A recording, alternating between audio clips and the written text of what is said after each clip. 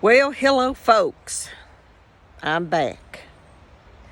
Now, honey, it's been a while since I've told yous all a story, so I figure it's time I get on here and tell you one. Well, now, a while back, me and my husband, we had been somewhere, and we come back home. Now, I had left a couple of styrofoam plates sitting on the counter. Now, we come home, I walked in the kitchen, and honey, them styrofoam plates wasn't in one piece no more. They was shredded they was little pieces of styrofoam all over the counter. I says, oh Lord. I says, hey Danny. He says, what? I says, we got a mouse. I said, look at there. And he said, yep. So I clean up the mess. And then I go to searching for me a mouse trap. Well, honey, I found one. And I set it. And I set it there on the counter. So for a couple days, I kept getting up in the morning. I says, maybe I've caught me one. And I go and look, and honey, there weren't no mouse. So I said, well, where's the thing at? It needs to come up here and get caught. So it was several days after that. Now, we had been somewheres again, and we come back in. And honey, the odor that hit my nostrils, it was a foul odor. I'm telling you what, honey, it was a scent that could not be mistaken for anything else. It was the scent of a dead mouse.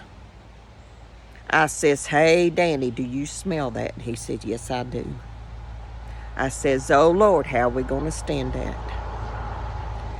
So I gets to thinking and a pondering. You know, I do that quite a bit.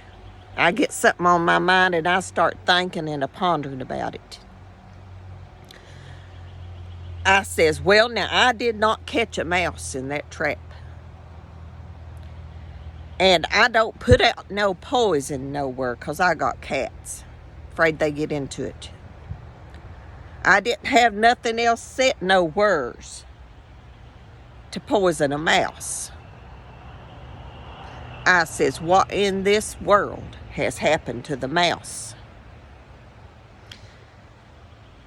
I says, how are we going to stand this smell? So I get to thinking, and I finally come up with something. And honey, I think I figured it out. You remember them styrofoam plates that got chewed all to pieces? Well, honey, I figure that mouse had swallowed some of that styrofoam. Honey, and it got an impacted bowel. It got constipated.